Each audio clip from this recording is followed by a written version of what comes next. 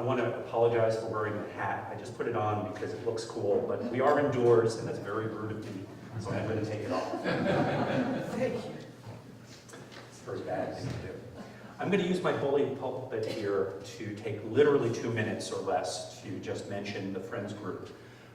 We are a nonprofit volunteer affiliate of Pine Grove Furnace State Park. We're organized as a chapter of Pennsylvania Parks and Forests Foundation, which has a headquarters just down the road in Camp Hill, and they take care of all of our administrative issues, the 501c3 status, and any number of backroom things that volunteers really hate to have to deal with.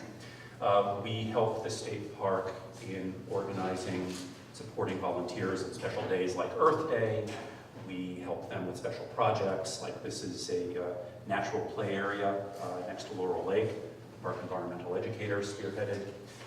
We have installed a couple playgrounds at our state park, we pay for them. We also help, particularly because I'm so interested in the history, we have helped preserve some of the historical features. For example, a few years ago, we put a concrete cap over our furnace stack, because that's a vertical column open to the elements. Normally it would have a structure on top of the roof. 30 years ago, the park manager at the time put a plywood and rubber sheeting cover to it, but it eventually failed, as plywood will do after 30 years. So we put something a little more permanent up top. We're very proud of the work we're doing on trails, including a year ago we raised a lot of money and put a lot of volunteer time into making a very nice footbridge across Mountain Creek, and we're happy to say that that's open for easy hiking as opposed to walking across a log. To support all of these activities, we sell themed items in the park office and at special events. We also sell several of the relevant books that are sold also here in Carlisle at History on High. I design an annual embroidered patch with either recreational or sometimes historical themes. And we sell lots and lots of firewood at the campground. It actually raises quite a bit of money for us to do all these things for the park. We also have a half marathon and 5K race in June. And our big event, that's a fundraiser for us, but it's primarily a community event, is the Fall Furnace Fest, which just happened 10 days ago. So not this weekend past, but the one before. And I have updated this already to show next year's dates, October 20th and 21st, 2018. Hope to see you there. Among the many activities at this huge festival, we have 8,000 people, or 8,000 visits, I should say, in the weekend. We do some living history stuff. We also do some fake history. Many of you are probably familiar with the hairy hand legend. It is not true that an iron worker drowned while trying to rescue his wife's pumpkin pie, and he certainly does not come back every year, but it's a great story for kids and adults alike. I wonder, can we switch the lights down a little bit? Yeah, that would be great. Thanks, Linda. Over on the edge of Fuller Field, very close to Fuller Lake, we have historical demonstrations, including the group that I lead, making charcoal. And that's, of course, what I'll be talking about today. So that's a segue from the Friends Group to tonight's history topic, which is charcoal hearths, Collier Huts, and haul roads. And like Caesar's Gaul, this talk is divided into 3 parts, but they're not equal. I'm going to spend almost all of the hour talking about charcoal hearths, and then we'll touch on the last 2 topics in the title towards the end. So don't be afraid if 45 minutes in I say, okay, that's the end of part 1. We're not going for 3 hours, as much as I would enjoy doing that. So, I'd like you to take a moment to think about our local forests, and in particular, as I've already shown you, I'm interested in Pine Grove Furnace, but think about the north side of the valley if that's where you tend to look, or the south side, the South Mountain chain forming the other side of our valley. We're talking only 5 or 6 miles from where we are right now. So the valley is roughly 10 miles wide. And think about what the forest looks like in your mind. Okay. And again, for me, looking southward, South Mountain, talking about the Michaud State Forest. And maybe you think of something like this. Here's a view of autumnal colors across the Michaud State Forest.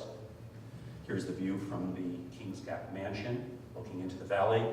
Just off to the right there, you can see what I think is one of those maple warehouses. Carlisle, where we are, is just off the edge of the picture. And maybe if you're an outdoorsy type and you actually go hiking up in the forest, you might think of this. Here's the Appalachian Trail, and you can see a white blaze on a tree, and here's some random people hiking through. So you think about the forest, you think about peace and quiet and trees. But when I look at the forest, this is where I live, I also see industry. I see all these trees having been cut down over and over and over again over the last 200 years. And I think of this as a post-industrial forest. And I'm not talking about the commercial logging that DCNR leases out parts of the forest for today that's done under a management plan and so forth. So we're not talking about modern forest practice. We're talking about the old iron industry, the coal blast charcoal iron industry. Pennsylvania, as I'm sure you're aware, has for a long time had been a leader in iron making and of course later steel making. This talk is focused on Pine Grove Furnace because that's where I do my historical interpretation, that's where I do my research, but exactly what I'm saying about Pine Grove could apply to pretty much anywhere across Pennsylvania and across much of the country where the charcoal iron industry flourished in the late 18th into the 19th century. When you look at these old furnaces, you have to keep in mind they're part of an industrial complex. So this is what the operation looked like in the late 19th century, and kind of hidden in there is that furnace stack. So there it is, it's part of a much larger arrangement. This pretty commonly, widely distributed illustration from, I think it started with the National Park Service, nicely illustrates the idea that you're loading raw materials at the top and you have a water wheel and later a steam engine perhaps to blast air in. That's why it's a blast furnace. And the three critical ingredients, besides air, which is quite important, the oxygen, but you put in iron ore and limestone and charcoal, and I have examples of all three of those on the back table next to the handouts. So you put them in the top, molten iron and the waste product, that colorful slag comes out the bottom as a liquid because you're hitting almost 3,000 degrees Fahrenheit inside this monster, this man-made volcano, we call it. Our topic tonight is charcoal. So let's not talk about iron ore and limestone unless you really want to. So the first part of Caesar's call here, charcoal hearths. So how do you make the charcoal, the fuel for the furnace? The old-time charcoal burners, or colliers, would go out into the woods and build a very large stack of wood and then do it over and over and over again. And this illustration, this cutaway, tries to show you that you've got what they call billets. They're typically 4 feet long, lengths of hardwood, and it's almost always going to be hardwood, and certainly in this part of the country, to make the best iron. And it's arranged in a very particular way, and then covered with dirt and leaves to block oxygen. The terminology is quite important. Let me show you another sort of more three-dimensional drawing. And in this particular drawing, they've had a chimney pole and smoke coming out the top. That's not really accurate. The pole would have been removed. It's called a faggot, and it's just used for construction. And the smoke will be coming out all across the surface area, so let's eliminate that. Okay? So you've got this three-dimensional structure, and the terminology you've got to hang on to, because otherwise it'll be confusing for the next 45 minutes. So we've got a pit. The pit is the above-ground stack of wood covered with dirt and leaves. It is not a hole in the ground. The name's a little confusing. And the hearth is the very flat, round area upon which a pit is constructed. Now, this is an interesting technology. Making charcoal can be done in extremely small scale or extremely large scale. The bigger it is, the longer it takes. But it's interesting as industrial technology goes, you can do it at any size. When they were doing this historically, making industrial quantities of charcoal, these pits could be very large. A big one could be 12 to 14 feet tall. Now think about the room we're in right now. Todd Hall here is 11 feet to the ceiling. I measured it this evening. So one of these really big industrial-sized pits would not even fit inside the room vertically. At the base, they might be 20 to 30 feet across. So it would just barely fit into this room. So imagine this dome of wood with dirt and leaves on top, completely filling where you're sitting and even extending a little bit up into the museum over our heads. I'm going to show you pictures from different places. This particular set of photos, or this one, is from New Jersey in 1936. They were still making charcoal for various reasons into the 20th century in open air pits like this. But for the moment, just notice that we've got some of the wood stacked up on the right side that has not yet been covered with certain leaves, and here's one of the pits completely covered, ready to be ignited. The rule of thumb for this industrial process is that it would take 1 acre of forest clear cut to supply enough wood to make enough charcoal to run one of these old iron furnaces for 1 day. So the rule of thumb is 1 acre a day. That means that if you're running your furnace for 150, 200 days a year, if you're really lucky in the early years, that you're going to need hundreds of acres of forest clear cut every year, year after year after year after year. That's to supply charcoal for your blast furnace. That's to supply charcoal also for your refinery forge, if you have one, like at Laurel Lake, which was Laurel Forge, originally built 1830. And you also need wood for your community to stay warm in the winter. You certainly would not burn charcoal in your house. You burn regular wood, and also wood for fences and building repair and so forth. So it's easy to imagine that a furnace operation in ironworks like Pine Grove might need hundreds, maybe let's say 300 to 500 acres a year when they were in the full swing in the mid-19th century. And it was said that an iron master would never admit to owning enough forest land for this reason. Just to give you a quick sense of this, from some of the earliest surviving records of Pine Grove Furnace, this particular ledger entry I photographed in the State Archives, this is 1787. And what's interesting is they had 1,900 cords of wood, March, April, May, and June. And then they came back, the colliers or charcoal burners, in October and even December, which is interesting. And these are all the amount of wood they coaled this blast, in other words, that blast furnace in operation. And the following year, which I didn't photograph in 1788, almost 2,500 cords of wood. And this was when the furnace was not making nearly as much iron as it would a few decades later. So it took a lot of acreage, a lot of wood to make the fuel.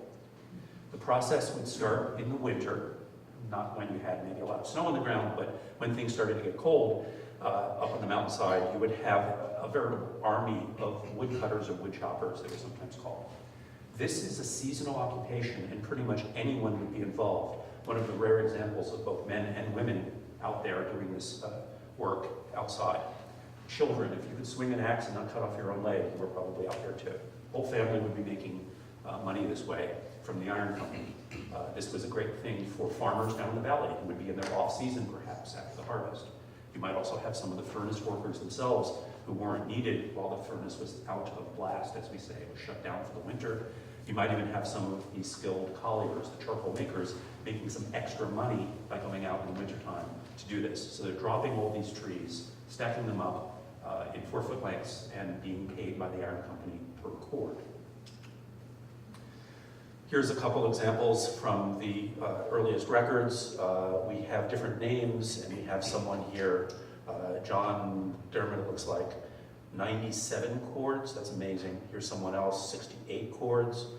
Now some of that might represent the whole family, and we're only seeing the name of the father of the family.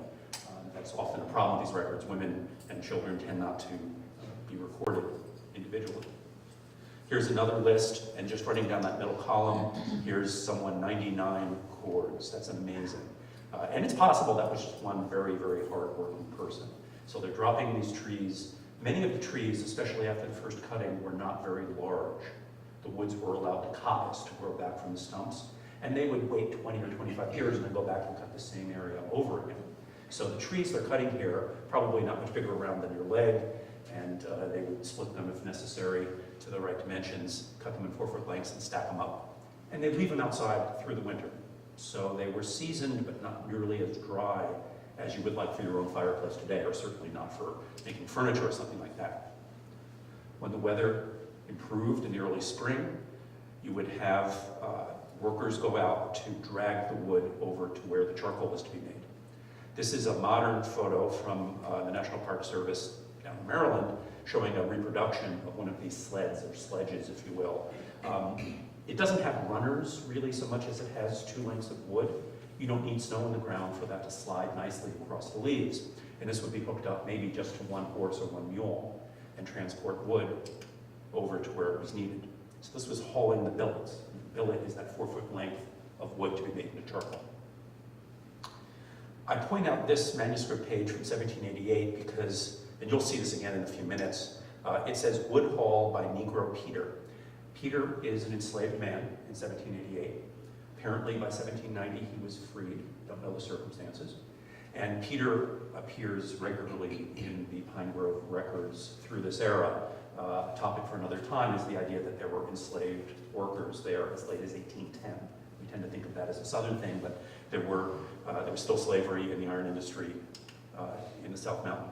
And here again we have Negro Peter hauling 506 cords of wood.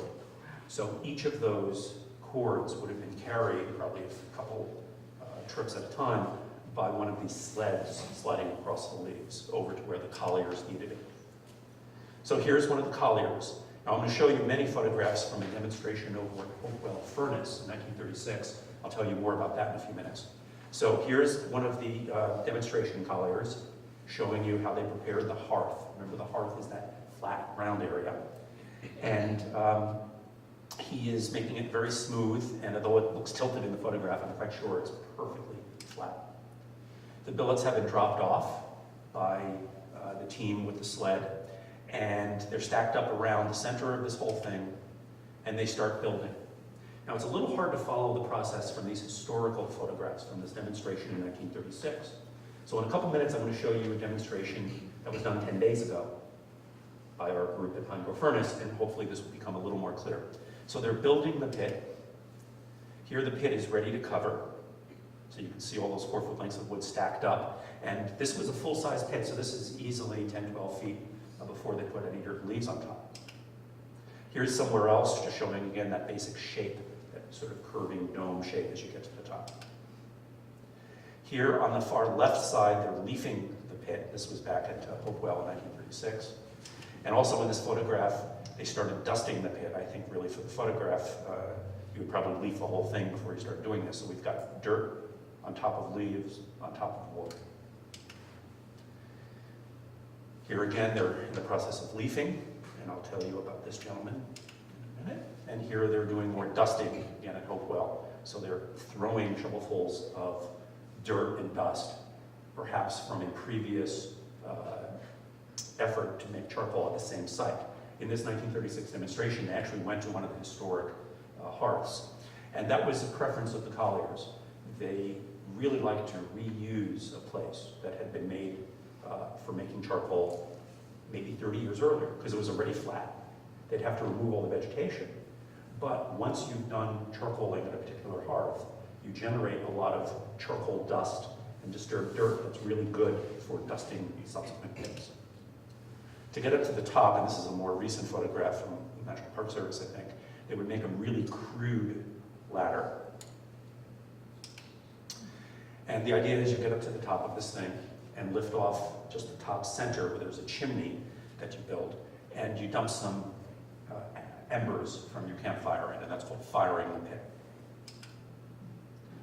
As the process goes on, you have to pay attention to soft spots or moles developing, and you also have to throw extra dirt and leaves on in case it starts to crack open because it shrinks during the process.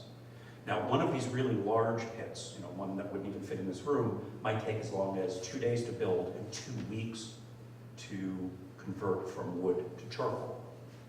So for that entire time, you're paying attention to it. And the most dangerous thing that the old colliers had to do was jump the pit. And jumping the pit is exactly what you see demonstrated here, getting up on top to look for soft spots. As the process goes on, gases are generated. And if you don't push down those soft spots, you can have an explosion. Enough gas accumulates and it blows off the entire cover in that area. We actually had that happen a couple of years ago at our demonstration in Pine Grove Furnace. It was apparently very exciting in the middle of the night. I slept through it. I was so exhausted. I had done my turn of keeping an eye on things. I was in a tent all of about 15 feet away, completely missed it. But when I got up in the morning, they said, "You wouldn't believe what happened." So the pit will blow, is what they described that. Now let me tell you more about this gentleman who's jumping the pit. So in 1936, the National Park Service, federal government, realized this was an art that was being lost. So they hired the last standing collier.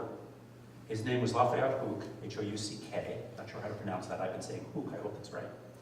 In this photograph, he's come back to show how to make charcoal. He's 82 years old, 82. And he brought his son along, who probably was not a spring chicken himself. And in this photograph, he's demonstrating the process of jumping the pit. He's holding his shovel sideways in case he falls into a soft spot. That could easily be fatal. It didn't happen very often. I have never been able to find documentary or other evidence of that happening in the South Mountain region, but it was known to occur. And I do have an article in the back of the room, actually two in that laminated page, from one of them is from 1872, this one's from 1901. Both of them happen to be from Connecticut, where there was an iron-making district called the Salisbury District in northwestern Connecticut. And it was pretty horrible. The interior of one of these pits can reach 800 to 1,000 degrees. And so if you do fall in, you're going to want to use that shovel or something to get yourself out as fast as possible. And of course, you don't have burn units back then. So it was probably a pretty horrible way to die. A few weeks later from infection would be most likely. So here's Lafayette Houck demonstrating jumping the pit. I know they haven't lit this, they haven't fired it yet because of the snow. And it's interesting, they did this demonstration in October, or maybe it was even November, fairly late in the season, and they did get a little snow on it. It would have melted, certainly, as they started to fire the pit. And also, he's standing up there. Once you fire it, you're going to be very careful. He is 82. He did stay out there as long as he could, but he fell at one point while climbing a crude ladder and injured himself. Was unable to complete the demonstration, although his son and some helpers finished it for the National Park Service. And they had lots of public visitors. He lived for 3 more years. He died when he was 85. So pretty impressive, Lafayette up there. So after the process is done, which might take a week, 2 weeks, depending on the size of the pit, you rake it out. Raking the pit is removing the cover and pulling out the charcoal, which is quite hot, and you can see the smoke coming out, as this is again at Hopewell, 1936. So as I said, it's a little hard to follow this. Let me show you some photographs that are fresh pictures. The ink is still dripping. This is from just 10 days ago. Here we are at Pine Grove Furnace. Fuller Lake is back there, and we're on the edge of Fuller Field here, where we do our demonstration every year. Here's our Collier crew. The composition changes from year to year a little bit. But this year there were 7 of us, plus my 2 dogs came along. And I'll shout out, that's my wife who's sitting in the back of the room very quietly. So we begin by building that chimney. And this was done with smaller pieces of wood arranged in a triangular shape. And you go up as high as you need to. We were taught to do this by some living history demonstrators out of Greenwood Furnace State Park, and one of them in particular had actually learned it from Hopewell. There are very few places that are still doing demonstrations like this, and a lot of it, in this area at least of the country, it comes out of Hopewell to Greenwood Furnace, and now we're carrying on the tradition also. So they showed us how to build one of these demonstration pits that would take 24 hours from start to finish. That's perfect for a fall festival, because we have Saturday, Sunday. Unfortunately, on Monday, we all have to be back at work. We have day jobs. So this only takes 24 hours, but it's very small. We start stacking up our version of billets. These are only 1 foot long. We originally shown 18 inches, but we realized 1 foot allows us to work the shape of it pretty well. So it's really a miniature version of what the Colliers did, but it's really the same process, just smaller. We stack more wood around it. You can start to see the base taking shape. And in the middle, we have this chimney. We're very careful not to knock it over. And it's filled with little pieces of wood that we'll use when we fire the pit. So we put more wood on, we keep adding, we keep adding, we keep adding. You can really start to see the shape of the pit coming together. Dogs are even getting bored. It takes a while. We have members of the public walking past us, so everyone else is working, and I'm usually the guy who's out there doing the public history, which I guess is what I'm doing here also. You know, I'm always speaking to people and everyone else is working behind me. Adding more, and we're starting to leaf the pit. You can see in places the wood is still exposed. In the beginning it's hard, the leaves tend to fall off, but you add enough on little bit of moisture in the leaves. They start to stick, and we're almost done leafing the pit. Now, look at the Collier demonstrator on the left. I have to apologize for all the butts you're going to see. It is very hard to take a picture of this process and not have someone facing away from the camera, bending over. Just deal with it, okay? So there's a lot of posteriors here.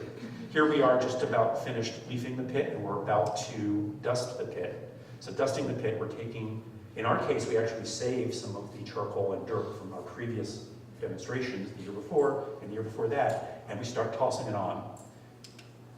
And it eventually starts to accumulate and stick, and we're just about done here. And here is our pit ready to be fired. It's only, as you can see from the photographs, about that tall. We have a luxury. We can tend the pit, we can pay attention to it without climbing on top of it. I can't imagine what it would be like to get on top of one of these things while it was actually baking, while it was making charcoal. But that's how they did it in the old days, like you saw Lafayette Hook at the age of 82.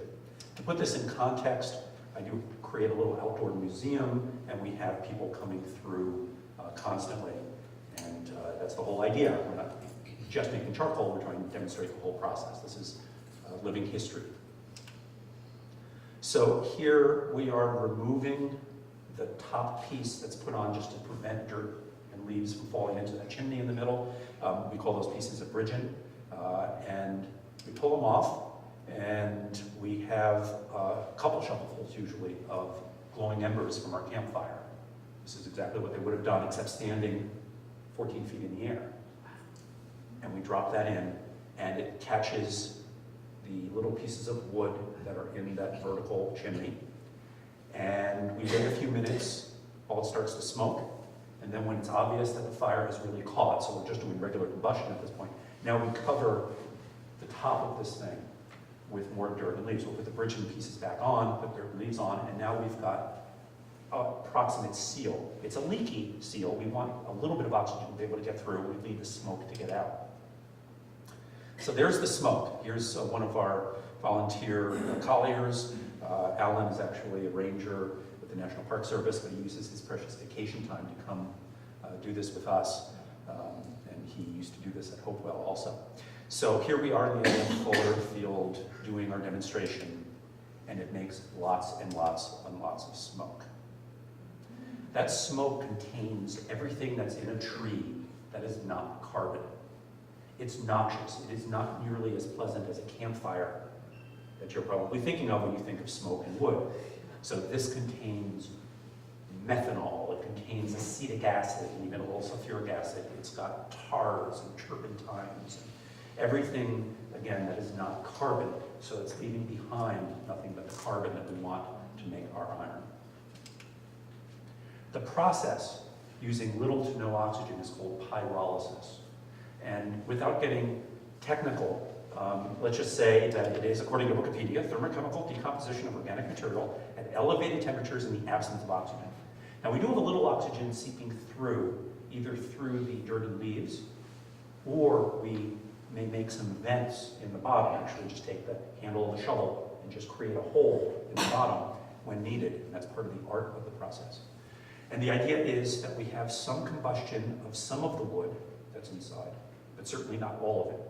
We don't want this thing to catch fire and become what? A bonfire. The Iron Master is not going to pay us for ashes. He's going to pay us for creating some nice hardwood charcoal. As wood starts to burn, we have high temperatures. Again, I said it's 800 to 1,000 in the big one, probably something close to that. When you hit 400 to 500 degrees inside this, you're starting to break apart chemical bonds. And because there's very little oxygen, most of those chemicals are seeping out. They either dribble across the outside or come out as smoke. Certainly we're generating a lot of carbon dioxide with this process also. So it's very low oxygen, but not quite zero oxygen. If we had zero oxygen, we'd probably smother it. And indeed, we do that towards the end to stop the process. So now, for the rest of the festival, overnight even, we're going to be tending the pit. And that's just the idea that we have to keep an eye on this thing because it shrinks and openings develop in that dirt and leaves outer covering. Too much oxygen gets in, we get a bonfire. So we're talking to people. You'll notice these folks are wearing heavy clothing. This is not from 10 days ago, this particular picture. I happen to like it, but it's on a colder October festival day. So here we are paying attention, adding some more dirt to the outside of it, and you can see that smoke keeps smoking through the night, and it smokes, and it smokes. In the foreground, we've got a campfire, and there happens to be a little storage building. It's an old log structure that years and years ago was a concession stand, and the Fuller lifeguards used to use it. We have that as storage, so it's right on the edge of where we're doing our demonstration. Those are the lights on the right side there. And in the wee hours of the morning, it's still smoking like you wouldn't believe.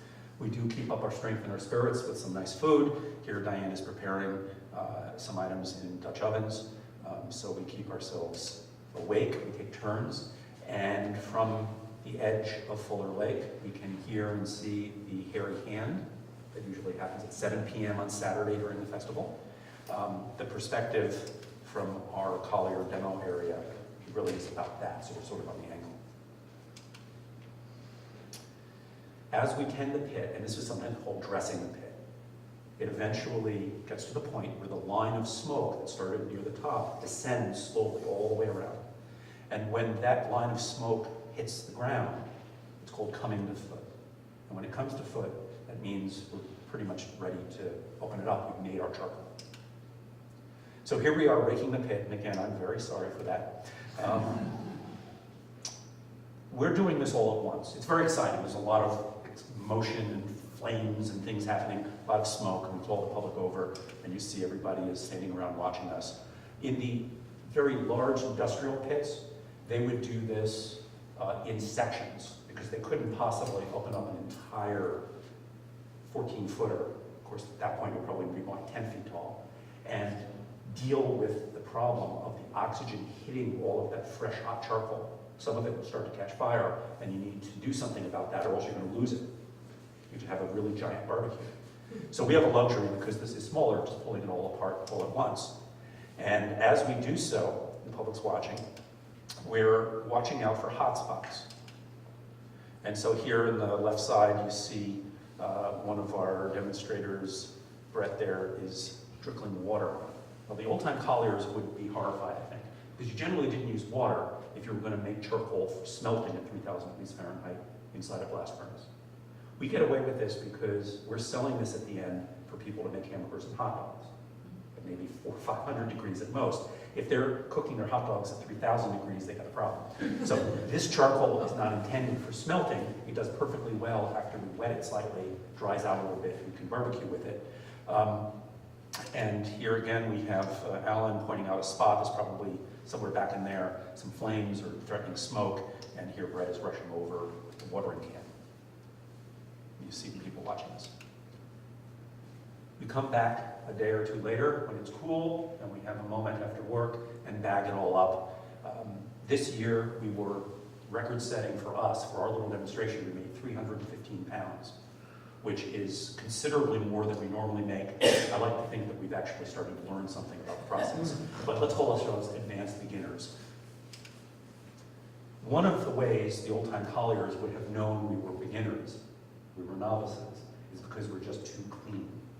They said it was a sign of experience to be filthy dirty, and they took pride in not washing themselves through the whole summer when they were doing this on the mountainside. And you can see that this guy here is getting right into it, and he's pretty dirty. Now again, we were successful in our demonstration this year in particular, but things don't always go well. And this is pretty rare in my experience looking through the Flammable Furnace manuscripts. But I showed you this page earlier about Peter, the enslaved man. Well, here we have a real long complaint by the iron company. And it says, in part, the wood not being cold agreeable to bargain, but considerably destroyed. And again, it says, so much wood which was burned in the pits, P-I-T-T-S. So the rest of this page is basically the iron company saying, you didn't make the coal the way you were supposed to, you basically wasted wood. Something went wrong, obviously, and I infer that they turned it into a bonfire and got ashes. So the iron company is saying to the charcoal makers, the colliers, you owe us a lot of money for the wood you wasted. And the rest of this entry concerns the various ways they're going to extract that money back from those unfortunate workers. Don't know what went wrong exactly, but something did. Before I go on, does anyone have any questions about the basic process that I just outlined? Yes? Can I've heard the term coke before, and of course there's coal that's mined, and he's calling it not charcoal, but coal. Right. So If you were building a blast furnace after about 1840, you probably wouldn't make a new charcoal-fired furnace. Some of the old ones kept going, like Pine Grove, for many years. You would build a new furnace in the 1840s and onward, which would burn a different source of carbon. Rock, coal, mineral coal, you can think of it, out of the ground, anthracite, and then you mentioned coke. Well, that's bituminous coal that has been undergone a pyrolysis process, but in a modern industrial way, not out in the woods, and you end up with coke, which is another source of carbon, very pure, although the difficulty with anthracite or bituminous coke is it may contain impurities like sulfur, depending on exactly where you dug it out of the ground. And so that is the replacement, which continues to this very day, in making iron instead of this process that I'm talking about. It's much the same, though. I think over here first, yes. Yeah, you said you used water if there was a hot spot, and they wouldn't have. What did they do? Just dirt and dust. I mean, if you go over, and if it's not really on fire, you can kind of kick it with your foot and turn it over, and the spot that's exposed to the air is now exposed to the ground, and it smothers it. Or you sprinkle some of that dust that's lying around. So you choke the oxygen out, but not with water usually. Yes. The purpose of making charcoal, is that so that it burns hotter? Yes, exactly correct. And so, You cannot smelt iron using just wood. You have to effectively pre-burn it to get rid of everything that's not carbon.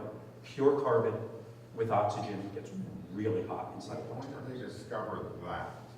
Well, that's a whole other topic. This is an ancient process, and there are various ways of making pig iron and wrought iron. The process I'm showing you here really developed in Europe in the 1500s, say. And interestingly enough, it's the same process then brought across the Atlantic, same process we do to this very day to make the first step of making steel is to make iron, but our blast furnace is now 200, 300 feet tall instead of 30 feet tall. So it goes way, way, way back, this idea that you can take wood and make this very interesting black stuff, charcoal, and if you force air across it, it burns really hot, and maybe you start by smelting copper, which has a lower temperature, and then eventually you figure out how to do this with iron. So the real origins of this is kind of lost in the mist of time, but you can almost imagine how, almost by accident, our predecessors figured this out.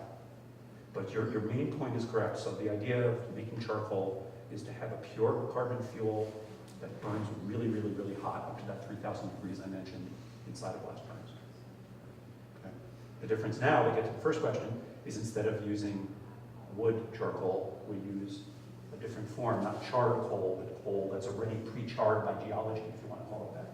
So that's organic material we dig out of the ground, and we use it instead.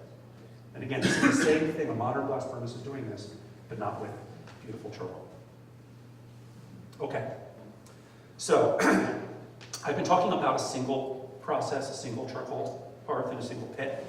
I want to show you a series of maps here. This is LiDAR. So it's a laser technology in an airplane with a very precise GPS, and they map the entire Commonwealth. And it creates extremely accurate data that you can then use in a computer for various purposes. And the computer, in this instance, is showing us a map of Pine Grove Furnace Stack. Here's Fuller Lake, and here's Laurel Lake. This was done just a few years back. And the computer makes the slope, the steeper parts, darker. So the reason the lakes are pure white in this type of mapping, this LiDAR map, is because they're perfectly flat, that's water. And I'm going to zoom in over here by Laurel. And again, here's Laurel Lake, or originally Laurel Forge Pond, for the forge that used to be right there. This line is the dam. The dam is very steep, therefore it's black. So as you come down the back edge of Laurel Lake on Old Railroad Bed Road, if you're familiar with it, you know there's a very steep area, there's some cabins perched along here. That entire hillside, which is where Pole Steeple, that beautiful overlook on the hiking trail, that entire hillside is covered with charcoal hearths. The computer is showing us those as round white areas because they're flat. They stand out better against the darker, steeper parts of the map. Using the same basic technology of LiDAR, I say basic, of course it's really magical, you can then make a larger map. And in this instance, we've got LiDAR database, and the computer was told to look for flat round areas of a certain dimension, I think probably between 20 and 60 feet, something like that. Most of these are about 30 feet across. And the computer puts a yellow dot every time it finds one of them. There are 3,000 yellow dots in this picture. And the red dots represent the various furnaces in the South Mountain region. There are a few off to the edge and off the bottom here. So you can see around the successful ones, Pine Grove, the Carlisle Ironworks at Boiling Springs, and if we show another 1,000 of these south from Caledonia and around Mont Alto, those are the furnaces that lasted the longest in this area. They all used the forest that was around them over and over and over again. Each one of these yellow dots representing a charcoal hearth might have been reused repeatedly by the old-time Colliers. Again, they preferred to go back to a hearth they'd already built that had not only been created flat, but also had lots of charcoal dust. So that just gives you a sense of the Michaud State Forest, which was owned by all the iron companies. We enjoy it today as a forest, but back then it would have looked very different. Let me show you in just a little bit more detail what one of these looks like in the woods. So this is along the Appalachian Trail in between Fuller Lake and Laurel Lake, and this is the trail where it turns uphill out of the park and crosses behind Pole Steeple. Facing downhill, if you're hiking towards the park, say you're an Appalachian Trail hiker or a day hiker, you might notice this on your left. Like facing the other way is a bit harder to see, and people walk past it all the time and don't even realize there's a flat area there. So in static pictures, in still pictures, it's hard to see. Let's try to show you a little bit more in a video. So here we are along the edge of the AT as it's climbing from Old Railroad Bed Road up to behind Pole Steeple. And at about 0.65 miles and upward from there, there's a series of really classic charcoal hearths that the old-time Colliers prepared. These are flat areas that were set up in order to make charcoal from local hardwood. And you've got a perfectly flat and almost perfectly round area that's about 30 feet across, and it really stands out as something unusual for the slope, which is otherwise fairly steep around here. And you can see that there are rocks on the uphill side that the Colliers threw from the flat area where they were going to make charcoal. These areas are often attractive to modern hikers for tenting, and there are a couple of fire circles that have probably been built by AT hikers in past years or even decades that look like they're rocks taken from the hillside of the Colliers that originally tossed them in the 19th century. This charcoal hearth and the ones around here must be from 1895 or probably earlier, because it was 1895 that this furnace stopped operating, Pine Grove furnace. So here's the back edge of that particular hearth, and there's a series of them right along the Appalachian Trail. That section of the trail, in the last part of my talk, was a haul road for wagons, so that's why they're built there and why we use it as a trail today. There are many places where the hiking trails and even some roads pass through or next to these charcoal hearths. This is the Appalachian Trail on the other side of the state park near the Thom Run Shelters, and I just find it really amusing that thousands of hikers are walking right down the middle of a charcoal hearth and don't even realize it. I set some pink flags in the back to show you the curved area that the trail is passing through. So what do you look for if you're in the woods and want to find one of these? Well, again, very flat, very circular. Typically in our area, they're 30 feet across, although I have seen a few that were as big as 60 foot. They won't have any rocks in the middle, at least not historically, and they're not going to be a place where there's a mountain seep. To do this, you need the wood to be dry and not have water coming into the bottom of your pit. There will be few or no trees because the process bakes the soil and also changes the pH. And so they eventually can grow a tree, but in the short term, they tend to grow bushes, especially blueberries will grow in there. And they may have been adapted and even obliterated by modern users of the forest because they're convenient. If you're building the Appalachian Trail or some other hiking trail, you're looking for an easy place to keep going, and hey, look, there's a flat, open area. Let's run the trail right through the middle of it. And that's how you tend to get hiking trails in these. Camping, campfires, it's a convenient hole in the forest. So let's say you think you found one of them. So at one of these old charcoal hearths, if you want to confirm what the physical shape seems to tell you that it was a hearth, If you look on the downslope side, where it's eroded, or perhaps look where a tree has fallen over that's grown in the middle over the years, and look for evidence of charcoal that was made 100 more years ago. And sure enough, if we look here, there are little pieces of charcoal still visible from before 1895, and you can just pluck them out. Now, this dark color may be some charcoal dust, it may also be natural humus, but there are definitely pieces of charcoal mixed in there, and that's a hardwood forest converted into charcoal right at this location that would have been sent down to the Pine furnace stack to fuel the iron making there. I take people up to this and occasionally other places and say, oh look, here's a piece of charcoal. And I always feel like they don't believe me, like you must have planted that the day before. But you really can go and see this anytime you've got one of these charcoal hearths and it's on a slope. Look on the downhill side. If it's at a relatively flat area, you can just go in and dig straight down, and maybe 6 to 12 inches down, you'll find some charcoal. Here's another example. This is the Thom Run Shelters, again, on the other side of State Park, where the T passes through, and uphill from there, a few years ago, some Eagle Scouts did a little project where they put in some tenting platforms. That's just a convenient place for overnight hikers who are going to use the shelter. And they put these tenting platforms in a convenient flat area. I don't think they knew where, that they were on top of this 150 or 200-year-old structure. Looking at it from uphill down towards the shelter, you can see it a little better, and there's Lance the charcoal dog. They built these nice little platforms, but if you go to the downhill side, sure enough, there's more charcoal right there. And that was the clue, besides the shape. I knew they had built a modern use of the forest on top of an old use of the forest. Now you might say, how do I know the charcoal, the coal, black stuff I'm finding, isn't just left over from a forest fire? Because there were a lot of forest fires.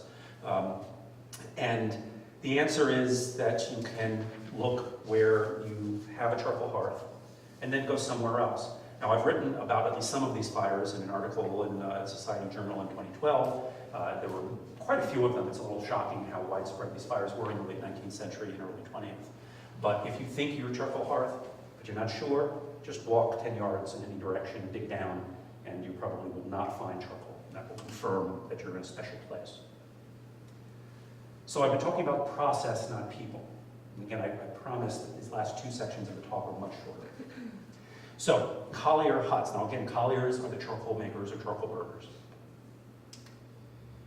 And they were quite important. They were skilled. This was an art that you had to learn by having someone else teach you. You couldn't just read about it or make it up as you went along. As I already told you, our living history demonstration is informed by the Greenwood Furnace Colliers of today, who instead, in turn, learned it from Hopewell Furnace, where they still do it. So they were very important workers, and they were expensive. They were really well paid among the workforce. You'll often see this photograph reproduced, and it comes out of the official report of the Pennsylvania Department of Forestry from 1905 to 1906, and I have an original copy here. And there's an article written by Dr. Rothrock, who at the time was the secretary of the Forest Reservation Commission, and it's called the Colliers Cabin. And so here in the book is that photograph. This is the original place it was published. And interesting, so this is 1905, 1906. They were no longer really doing this as an industrial process. So the interesting thing is that Dr. Rothrock commissioned some of the old timers, and that's why the three old Colliers you see there are literally old. They're old stories, just like Lafayette Group was a few years later. The other funny thing about this picture is in the front left, this isn't supposed to be there. That's the photographer's carrying case. I accidentally left it in there. So, quickly from the demonstration in Hopewell Furnace in 1936, and I'm taking all the pictures in 1936 are coming out of this wonderful little booklet that's been reprinted over and over by the National Park Service called American Charcoal Making. And here we have the Collier Hut that was built for Lafayette Hook and his assistant, his son, and some of the others. To do it, as explained in the booklet, they kind of make a teepee shape, almost a hollow version of one of those charcoal pits. And they take some poles and stand them up in a shallow trench. And then they start leafing and dusting. I mean, it really is just like you're covering up a pit to make charcoal, but it's empty on the inside. In this particular Collier Hut, you see some features I don't think you would normally find. There's a really nice door. And there's even a pipe for the little chimney arrangement inside, a little fireplace inside. I think that's probably in deference to Mr. Book's advanced age. That's nicer than most of the Collier Huts. Today, you're not going to find any of them still standing. Not only are they very old, but they were deliberately burned traditionally at the end of the coaling season, in the early fall typically. As a celebration for having completed their work, the Colliers would burn them. And that's probably a good thing because I'm sure they were quite filthy on the inside. They were said to be pretty good at keeping moisture out, if it rained or even some early snow, but I'm sure they were disgusting on the inside. So what do they look like? Well, you find another flat round area, but considerably smaller than an industrial-sized pit, than a hearth would be. So this is in the woods off Murphy Road behind Pine Grove Furnace State Park, and there is a pile of rocks there. That pile of rocks was the fireplace. Here's another one. You see I put some pink flags in to show you the shape. And from a slightly different angle, I'm showing you this one because it's on my own property. That's my house. And it's in between public road and my house. And then again in the front is that pile of rocks. So the huts are flat, they're circular. Again, not going to have a mountain seat in the middle of one. Few or no trees, although the trees are more likely to grow back because the soil has not been baked and undergone changes. Typically 8 foot to 10 foot across. There's a shallow trench, and this is different from a typical hearth. And that trench is where the butt end of those poles would sit. There's going to be almost always some rocks piled up on one side of it, on the inside of the circle. That's where the fireplace and chimney was. And necessarily there's going to be charcoal hearths nearby because that's the whole reason for building a Collier Hut. They're relatively rare to find in the woods today, not only because they burn the superstructure, but they're just harder to spot. And if you do go in the woods and find yourself a charcoal hearth with 3 or 4 or 5 or 6, you know there has to be a Collier Hut somewhere nearby.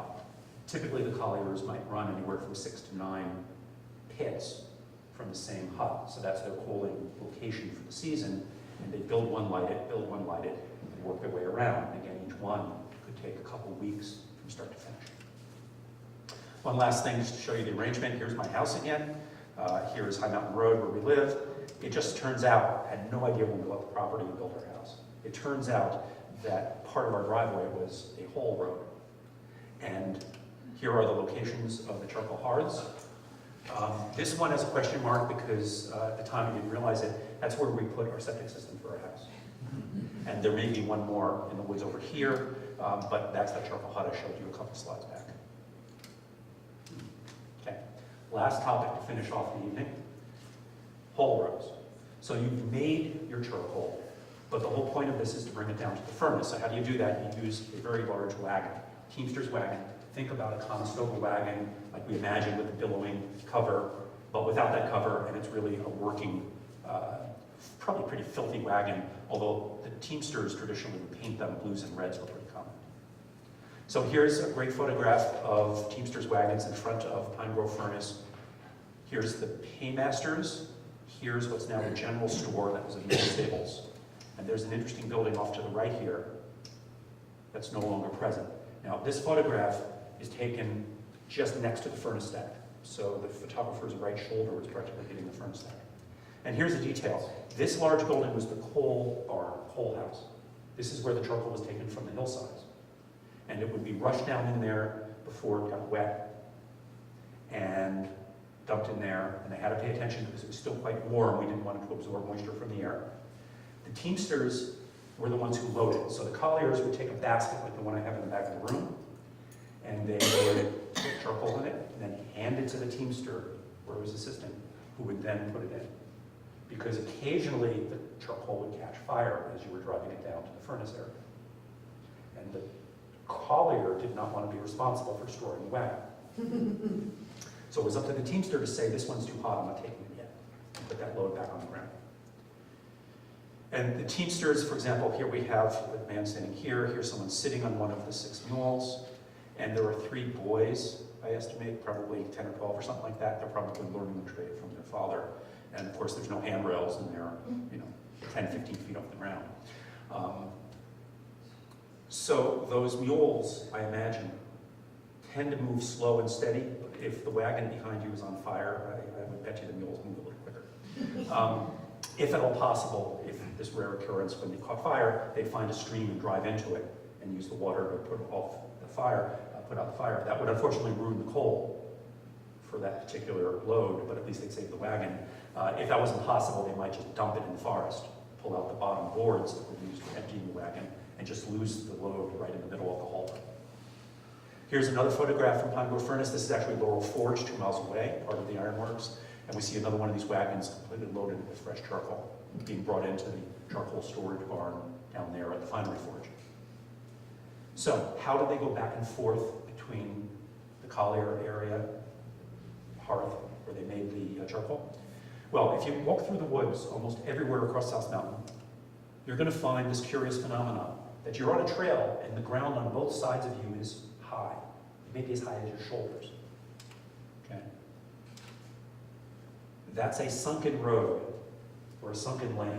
That wagon track has just been eroded and flattened out and eroded again and ends up depressed relative to the forest floor around it. In England, they call those holloways or hollow weg.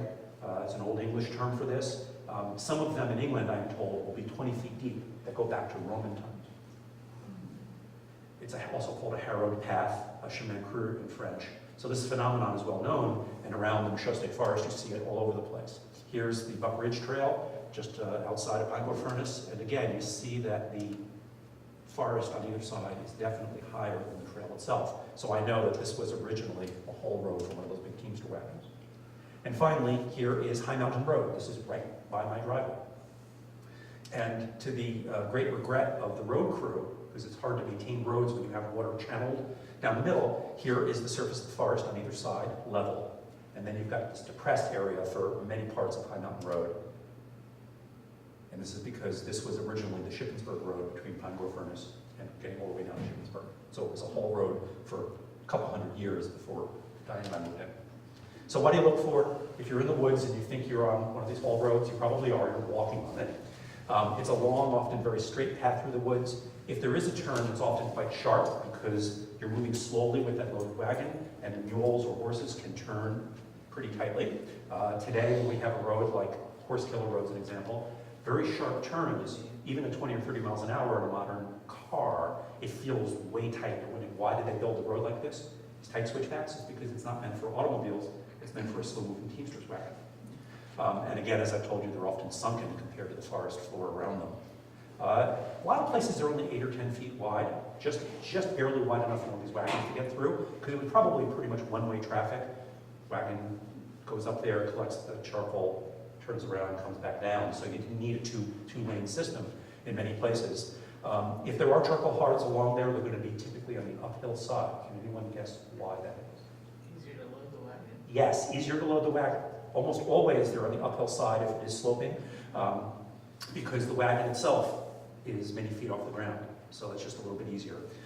They were often reused by modern road makers or for commercial logging, and so the original haul road may be obscured, but it started out in the same place. Much of Ridge Road today, which was really built by the Civilian Conservation Corps, goes along old haul roads. And I know this because there are charcoal hearths right along the edge of Ridge Road across the top of the mountain. So the CCC was probably looking around and saying, hey, this is a little track through the woods. Let's make it into the road in the 1930s that we're trying to do. Don't confuse these with rare other pathways through the woods, water wheel head races and tail races, or even in a few places, railroads across the Michaud. So with that, I hope you have enjoyed this, and I'd be very happy to chat any questions or comments. So thank you for your attention. Yes? The charcoal we buy at the supermarket, is that made by a similar method? Yeah, so when you go to the supermarket, you're either going to get those horrible square briquettes, Kingsford style, which is really industrial and has a lot of stuff that's not wood in it. But if you buy lump charcoal, or sometimes called cowboy charcoal, you see that more and more in the supermarkets. That's pure carbon from hardwood usually. And it's made in the same chemical process, but instead of doing it out in the middle of the woods, they're doing it in a closed container, a brick or metal kiln. And indeed, by the late 19th century, they were starting to do that also. They realized that the smoke coming off of this was productive. If you saved it, condensed it, you had useful chemicals for the birth of the modern chemical industry, actually. So, in a way, towards the end of the 19th century and into the 20th, you start having the charcoal as a byproduct that you can happily sell to some people to use, barbecues or whatever. And you're more interested in the smoke. But it's essentially the same thing. It's pyrolysis, just done in a more contained manner. They're not piling dirt leaves on the stuff they're getting out of a big bag in the supermarket. So, Yes. so what would the facility be called that when they moved the hearths down to forest, what facility would they move them to? A charcoal kiln. A And kiln? some of the iron masters even experimented with this. At Montalto in particular, they built some kilns close to the furnace. And instead of doing it up on the hillside, they dragged the wood all the way down to that area in the center of the operation, loaded into kilns, and then you can control it much more carefully. When you walk along the Appalachian Trail from, let's say, Center Point Knob to Boiling Springs, there's these large dugout holes every so often. Is that a iron ore mine? A lot of the times in the woods around here, you'll find these holes that are probably test pits, exploratory pits. See them all through the show, State Forest, and many of them, I have to know exactly which ones, but many of them is a situation where they found what we call mountain. I actually had this experience once, first moved in the area, walking through the woods, and there was a piece of funny looking rock, and I picked it up. It was heavy, and I realized, before I got into the history, I said, gee, that probably is iron ore.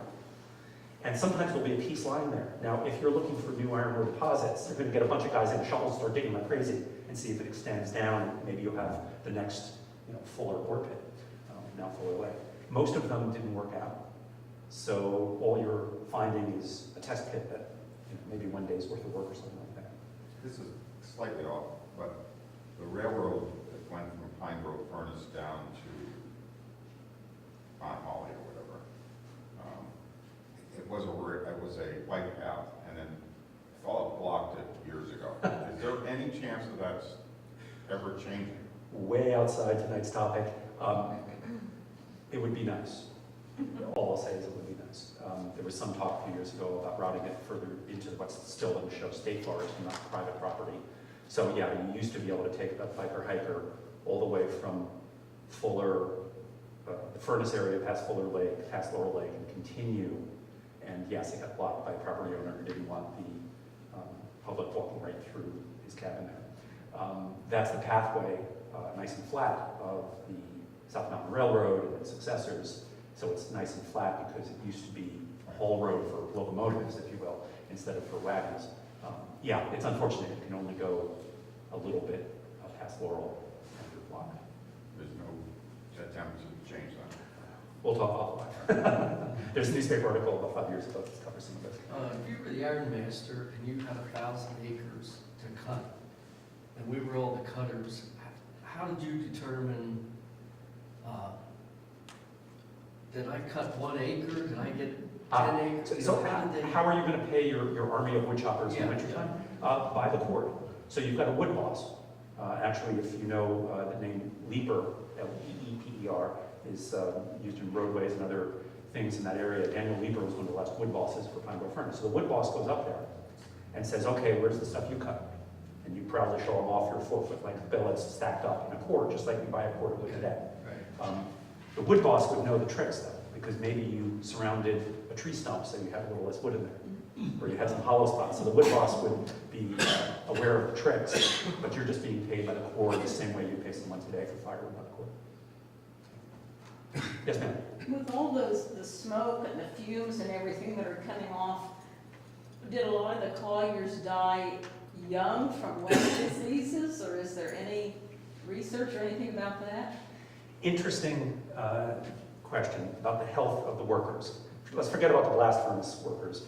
So the colliers are out there with this thick, oily smoke that I was describing. Permeates your skin, permeates your clothing. Everything I'm wearing has been washed, but my hat, even though I've aired it out for the last 10 days, still smells like it. So you're getting all that stuff in your lungs, yes. There's two ways to answer this. One is to say, they must have been very healthy. And here's Dr. Rothrock writing in 1905. And let's see, somewhere in here he has a statement about this. So he talks about how they, were working very hard in the open air. It was well ventilated. It has long been noticed that, however much they might suffer from aches and pains of a rheumatic character, they, the Colliers, almost never died from tuberculosis. Apparently they were immune. It was certainly true that inhalation of carbonaceous dust did in the anthracite mines produce what was known as miner's tuberculosis, or maybe silicosis. Anyhow, underground mining was obviously unhealthy, but these guys working out in the mountainside seemed to be healthier. They were constantly inhaling particles of carbon in their outdoor life, and seldom or never died from tuberculosis. Clearly, the only explanation was that the one set lived in the open air, meaning the Colliers, and the other, the underground miners, in the impure atmosphere of an underground mine. And so he goes on to say that this was recognized even decades before he was writing about it. And it may be true. I mean, these guys were working very hard in open air, and probably that was just generally healthy despite the smoke. But there's another explanation. I take this from my daytime profession. There's something called a healthy worker effect in occupational medicine, where if you go to look for sick workers at a workplace, you don't find them because they got sick and left. And the healthy worker effect is well known in surveillance for occupational medicine. And I sometimes wonder if explanations like that are partly confounded by the idea that if someone tended to get sick from this inhalation of smoke, or maybe they're doing it a long time, they probably moved away from that job.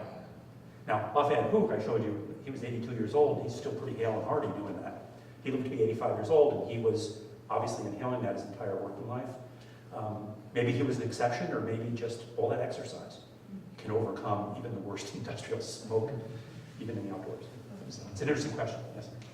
If, how much you have, say, I don't know, 1,000 pounds of wood, how many pounds of charcoal or do you actually get out of it that goes into the barn or the storage area? Okay, I was afraid someone would ask me this, to do the math here. So, I'm just throwing numbers out, what percentage? Sure. So the way this tended to work is an acre of the mountain land might produce 30 to 50 cords, maybe on the lower side of that for some of the less productive areas way up on top of the ridges.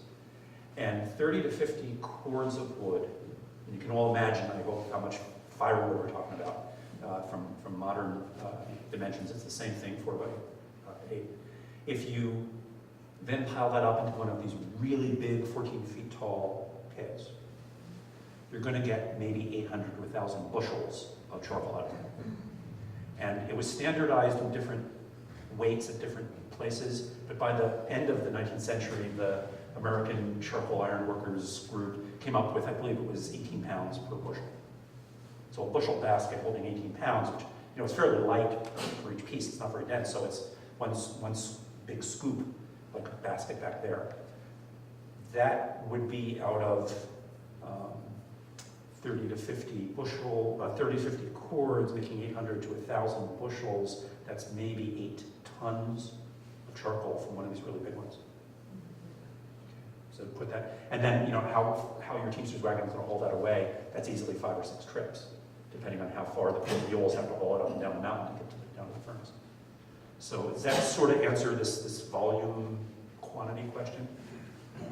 The weight of the wood, the weight of the charcoal comes out from the weight of the wood is, what, 25% or? Yeah, you're definitely much, much lighter. If you want to, with just one hand, it's going to get dirty, but after the go back there, pick up a piece of that charcoal. Okay? And feel how light that is. And think about the same exact dimension, slightly larger, if it was a piece of slightly dried red oak, say. And what we have back there is probably almost all red oak. It would burn red oak, white oak, chestnut, good hardwoods that they had back then.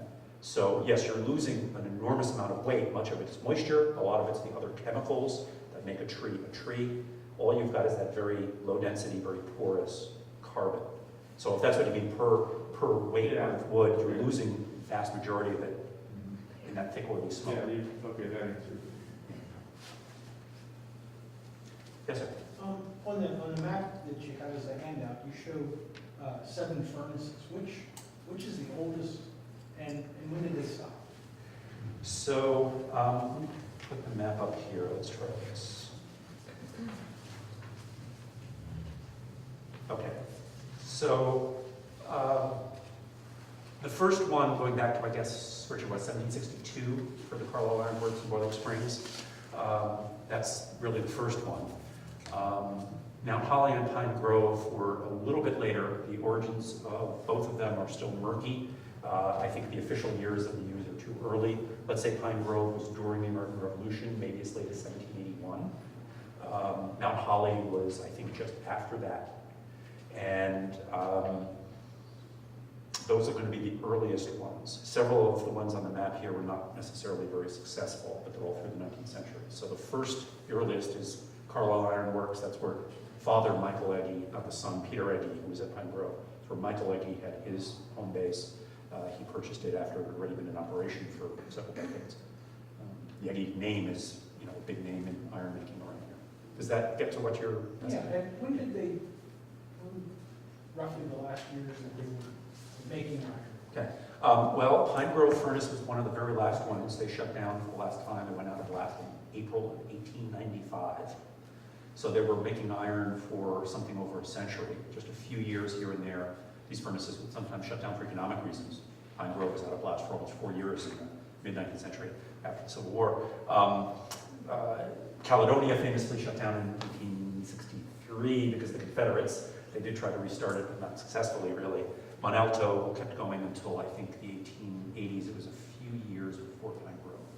So I'm pretty sure Pine Grove was the last one up and down the whole chain. And some of them were just miserable. Chestnut Grove in northern Adams County had very poor water power, and it made iron for about 20 years and was never successful. They even tried to get to the point of carbon sources. They tried to use trees.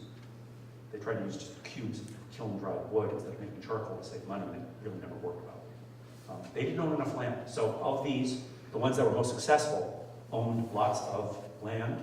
Pine Grove Furnace had 27,000 acres, the entire middle part of the state forest, basically. That's how they were successful so long, because they controlled their resources. They also had iron ore right there. Just as up at Boiling Springs, they had the ore pits at the foot of the mountain very close by. If you controlled your resources, you could overcome the transportation limitations of being in the South Mountains. Because railroads came in, a century into this whole process. So that was very late and too late to save them from the big industrial places in Pittsburgh and elsewhere in the Northeast. Do you know when Boiling Springs shut down? Richard, do you know offhand? Because I don't offhand. Catherine Furnace was I built. think in the 1890s. Yeah. The Boopers bought it, and they only operated a couple of years, maybe 2 or 3 years until they shut it down. Because the first furnace, which was a charcoal-based operation, they changed right next door where the swimming pool is now. They converted it, yeah. They converted it, basically built a new furnace called Catherine with a K, I think. And they were then actually trying to import mineral coal, anthracite, or probably Moroccan coke. I didn't mention this, but even Pine Grove Furnace at the very end was like a flex fuel. They were able to use either local charcoal or imported anthracite or imported coke from all the way in western Pennsylvania from Frick's operations. They would bring those in on the railroad that was built, or at least in operation by 1870. So they were able to bring in other fuels, but they couldn't compete with Pittsburgh, with rivers and canals and population centers and a whole large-scale industrialization.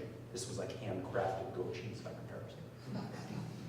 So how many times would, the South Mountain have been clear-cut during this time? If it took 20, 25 years to regrow, maybe only twice? No, more than that probably, 3, 4, 5 times, and that's before commercial DCNR leased logging. So in the space of 100 to 125 years, they would tend to use the same area over and over and over again. So 125, let's say, divided by 25. So, that's an estimation. From the existing records, the surviving records, it's hard to say for sure. They talk about a holding job. And I'd say, well, how often is that same place used maybe earlier in the ledgers that survive? It's hard to piece together. I did find one ledger from just after the Civil War, or maybe it was even 64, that I think I know where it was, which is really cool because it's just down the road from where I live, and I think I know which Hearths they're talking about, but I can't say from that record a generation earlier of Colliers, or maybe the same Collier when he was an apprentice comes back as an older man now, as a master Collier, and using that same hearth, it's very hard to say, but repeatedly. And then you've got the forest fires, and then you've got commercial logging. So any particular tree you see might be, on top of multiple generations of trees. This forest has been used over and over and over again. That's why I call it post-industrial forest. Sir? With the Colliers, were they kind of low on the totem pole as far as pay?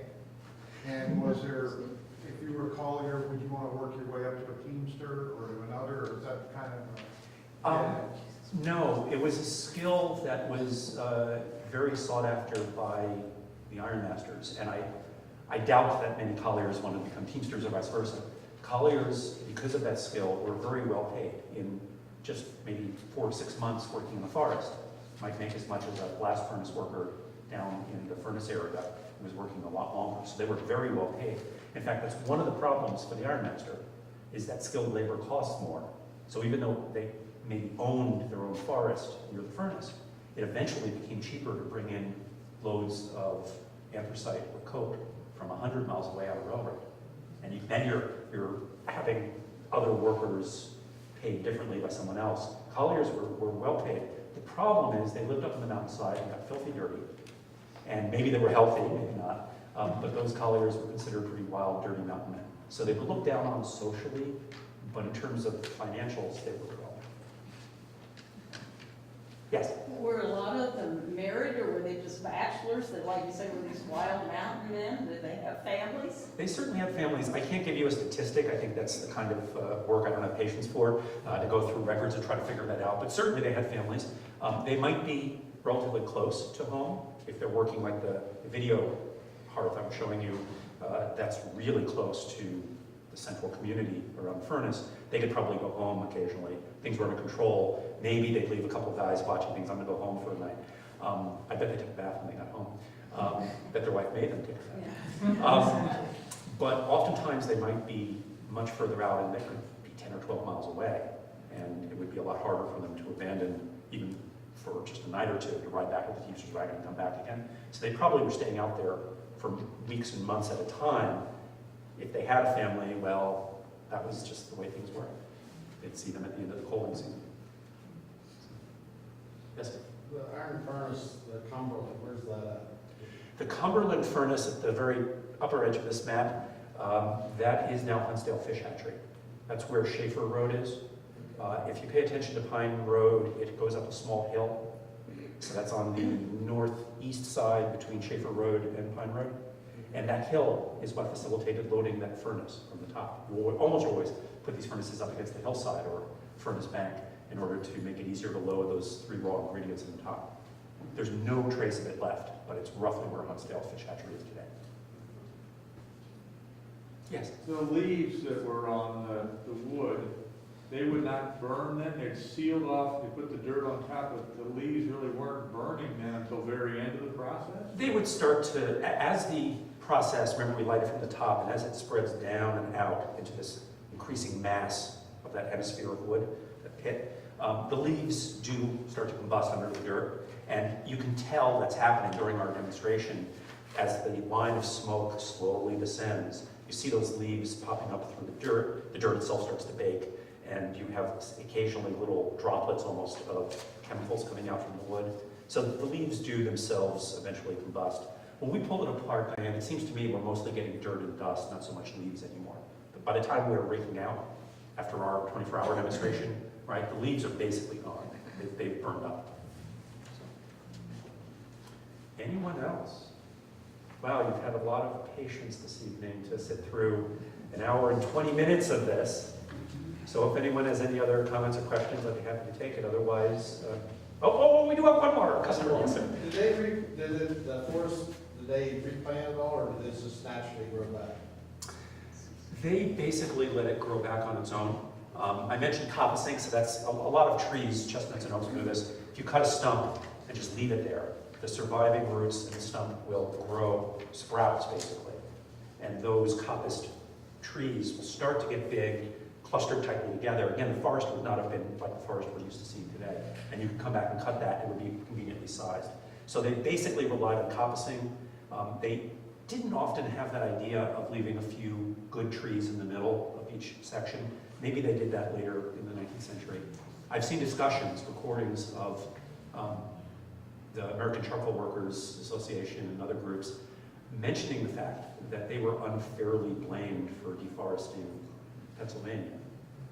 The lumber industry, the timbering in mostly the northern half of the state, was really bad because they would just cut everything, lift up their sawmills and go somewhere else, leave it for sheriff's sale, right? Leave it, forget the taxes and just walk away. You can't do that with a furnace. That big stone thing stays there. And so it was in the interest of the ironmaster, the iron company, to keep those woods going every 20, 25 years.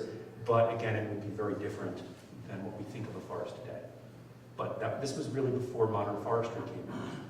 So they just let nature take its course. You said they're hardwood, but now a lot of it's pine now. Is that something that It's mixed. they didn't mix? It's mixed. I mean, there's pitch pine and northern white pine and so forth. If you make charcoal from pine, it tends to crush under the weight of the layers of iron ore and limestone and other charcoal inside the furnace, and then you can't force your blast of air through. So you preferred hardwood. And again, before the blight came through, chestnut was a big chunk of this. I mean, something like 40% of the Michelle forest, what we now call Michelle, was chestnut.